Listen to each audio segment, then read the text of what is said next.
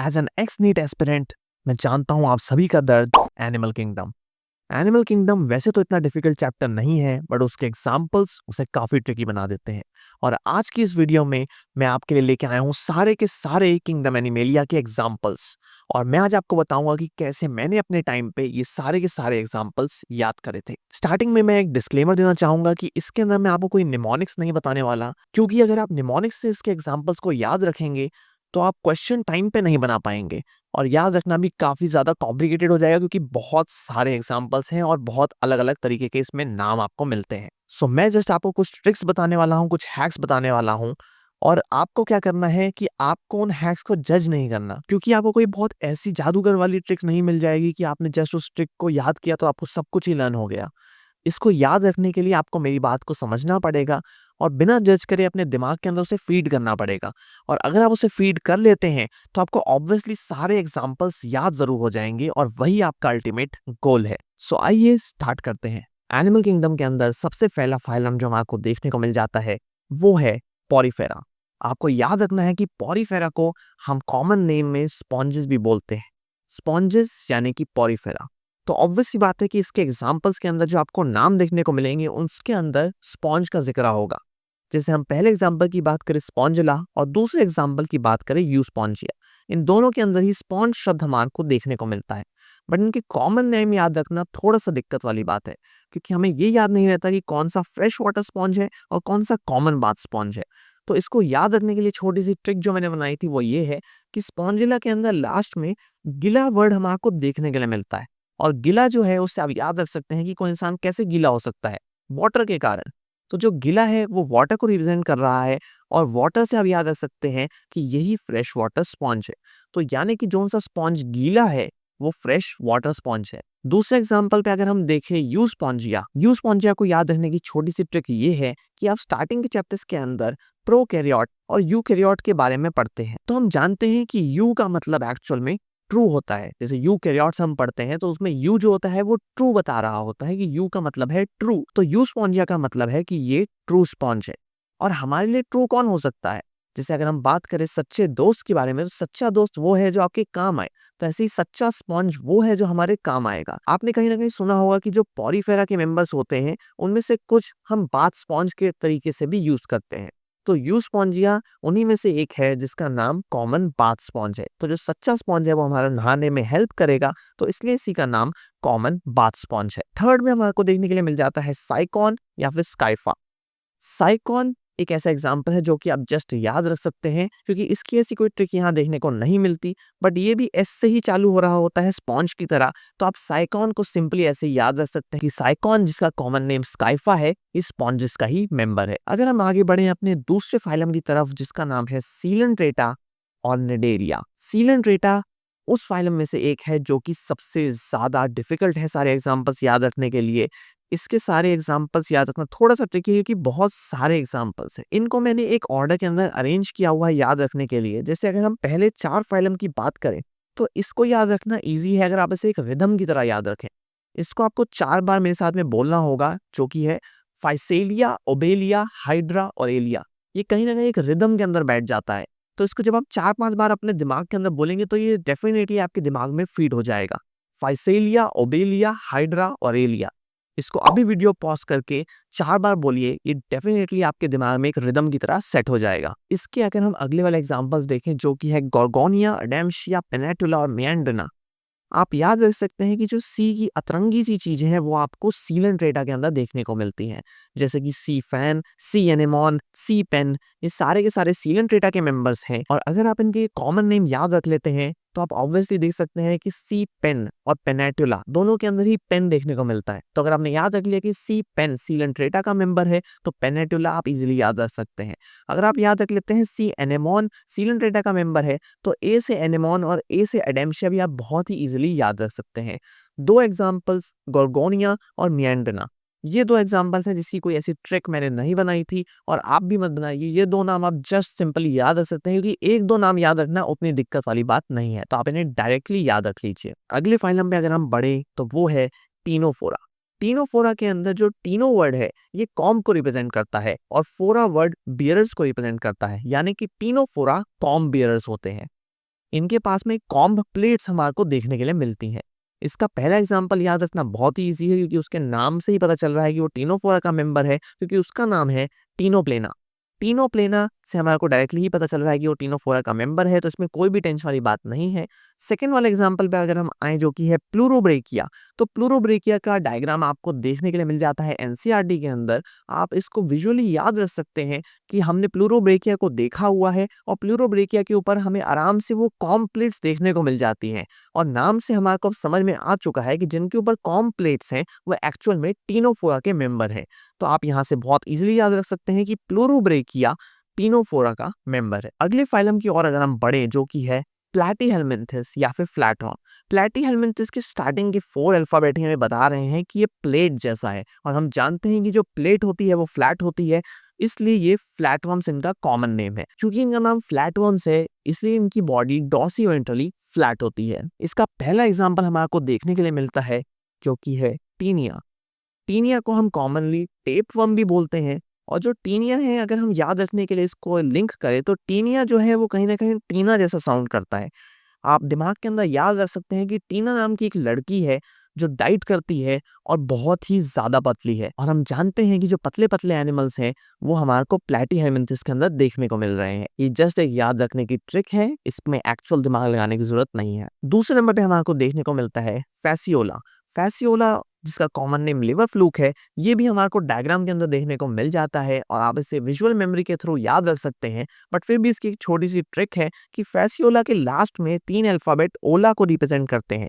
और हम जानते हैं कि ओला एक बहुत ही बड़ी कंपनी है, जिसको स्टार्टिंग में लोगों ने सोचा था कि ये उतना अच्छा परफॉर्म नहीं कर पाएगी, बट आज की जो इसकी ग्रोथ रेट है उसको देख के सब फ्लैट हुए पड़े। तो आप इस तरीके से भी इसे याद रख सकते हैं कि फैसियोला फ्लैटवर्म यानी कि प्लैटीहेल्मिन्थस का मेंबर है। तीसरे नंबर पे हमारे को देखने को मिलता है डुगेशिया।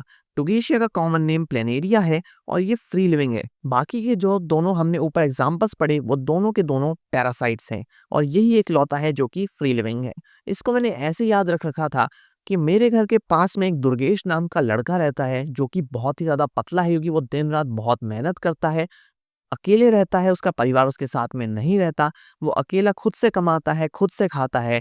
तो ये पतला सा लड़का दुर्गेश फ्री लिविंग है और फ्लैटवर्म का मेंबर है। पांचवें फाइलम की ओर अगर हम बढ़े, जिसका नाम है एस्केहेल्मिन्थस, और कॉमनली हम इसे राउंडवर्म कहते हैं। इसके एग्जांपल्स याद रखना बहुत ही ज़्यादा आसान है अगर आपने ह्यूमन हेल्थ एंड डिजीजेस पढ़ रखा है तो। अगर आपने अभी तक ह्यूमन हेल्थ एंड डिजीजेस नहीं पढ़ रखा है तो थोड़ा सा वेट कर लीजिए। जब ह्यूमन हेल्थ एंड डिजीज आप पढ़ लेंगे तो इसको याद रखना बहुत ही आसान हो जाएगा। वरना अभी अगर आप क्लास 11th के अंदर हैं तो आप इसको थोड़ा दिमाग के अंदर जस्ट फीड करके रह सकते हैं, लेकिन जैसे आप ह्यूमन हेल्थ एंड डिजीजेस पढ़ लेंगे उसके बाद तो आपको याद हो ही जाएगा। जिसके अंदर हमारे को 2 एग्जाम्पल्स देखने को मिलते हैं स्टार्टिंग वाले, एस्कैरियस एंड विचेरिया। ये दोनों के दोनों ही आपको ह्यूमन हेल्थ एंड डिजीजेस में पढ़ने को मिल जाते हैं, तो आप ये वहां से बहुत इजीली याद कर पाएंगे। लेकिन जो एनसाइक्लोस्टोमा है, इसको याद रखने की एक छोटी सी ट्रिक है कि एनसाइक्लोस्टोमा के अंदर साइक्लो वर्ड आता है। कोई सी भी साइकिल जो हम पढ़ते हैं वो एक्चुअल में राउंड होती है, तो आप याद रख सकते हैं कि जो एनसाइक्लोस्टोमा है वो राउंड वर्म का मेंबर है, यानी कि एस्केहेल्मिन्थस का मेंबर है। सिक्स्थ फाइलम के ऊपर अगर हम बढ़े, जिसका नाम है एनेलिडा। एनेलिडा के जो मेंबर्स होते हैं उनके अंदर हमारे को एन्यूल्स देखने को मिलते हैं, जैसे कि अभी आप डायग्राम में देख पा रहे हैं। इसके जो एग्जांपल है ये आपने एक्चुअल लाइफ के अंदर भी देखे होंगे। जैसे कि पहला एग्जांपल जिसकी हम बात करें, जो कि है अर्थवर्म, जिसका साइंटिफिक नेम है फेरेटिमा। अर्थवर्म आपने अपनी लाइफ के अंदर वैसे भी जरूर देखा होगा, जिसके अंदर आपको एन्यूल्स देखने को मिले होंगे। तो आप याद रख सकते हैं अर्थवर्म फेरेटिमा एनेलिडा का मेंबर है। नेक्स्ट पे आ जाता है एक और वर्म, जो कि है सैंडवर्म। सैंडवर्म का साइंटिफिक नेम नेरीज है, और सैंडवर्म और अर्थवर्म आप दोनों लिंक करके याद रख सकते हैं कि ये दोनों वर्म एनेलिडा के अंदर हम आपको देखने को मिलते हैं। और सैंडवर्म की एक खास बात है कि ये एक लौता है जो कि यूनिसेक्सुअल है।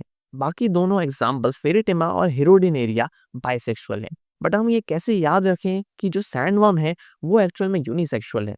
इसको याद रखने की एक छोटी सी ट्रिक है कि क्योंकि इसका नाम नेरीज है और इसके स्टार्टिंग वाले 3 अल्फाबेट नर को रिप्रेजेंट करते हैं, और अगर आप हिंदी के अंदर थोड़ा सा जाएं तो नर का मतलब लड़का और मादा का मतलब लड़की होता है, तो आप यहाँ से आराम से देख सकते हैं कि नर एक सिंगल सेक्स को रिप्रेजेंट कर रहा है।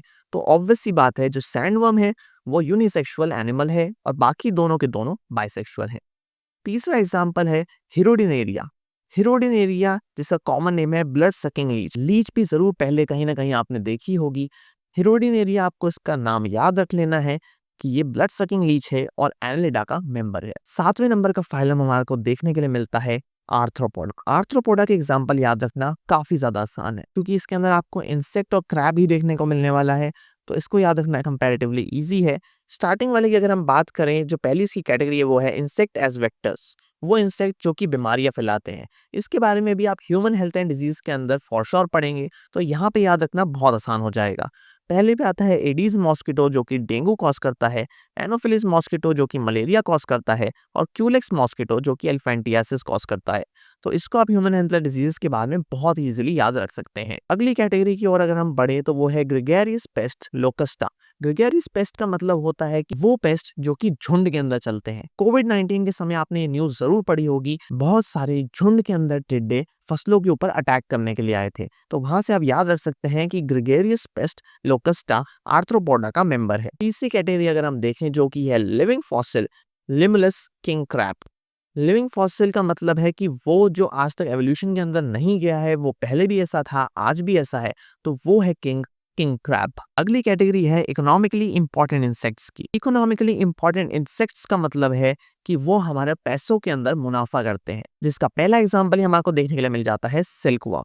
हम सब जानते हैं कि सिल्क कितना ज्यादा महंगा बिकता है, तो ऑब्वियस सी बात है कि जो वर्म सिल्क को बनाता है वो इकोनॉमिकली इंपॉर्टेंट इंसेक्ट्स के अंदर आएगा, और उसका नाम है बॉम्बिक्स। सेकेंड एग्जाम्पल हमारे को देखने के लिए मिलता है एपिस जो कि है हनी बी। हम सब जानते हैं कि हम सबके घरों में हनी यूज होता है, तो एपिस जो कि साइंटिफिक नेम है हनी बी का, वो भी आर्थ्रोपोडा के अंदर ही आता है और इकोनॉमिकली इंपॉर्टेंट इंसेक्ट है। तीसरे पे आ जाता है हमारे पास में लैकिफर या फिर लैक इंसेक्ट जो कि लैक प्रोड्यूस करता है और बैंगल इंडस्ट्री के अंदर यूज होता है। तो जैसे अभी आप नीट की तैयारी कर रहे हैं, तो मैं अज्यूम कर सकता हूँ कि अभी आपकी कोई गर्लफ्रेंड नहीं होगी, तो अभी आप जिंदगी के अंदर वो एक इंसान लैक कर रहे हैं जिसको आप बैंगल गिफ्ट कर पाए। तो ये जस्ट एक एग्जाम्पल है जिससे कि आप याद रख सकते हैं कि लैक इंसेक्ट जो है वो बैंगल प्रोड्यूस करता है, और क्योंकि वो एक इंसेक्ट है इसलिए वो आर्थ्रोपोडा का मेंबर है, जिसके थ्रू आप लैकिफर एग्जाम्पल बहुत इजिली याद रख सकते हैं। अगला फाइलम हमारे को देखने के लिए मिलता है मोलस्का।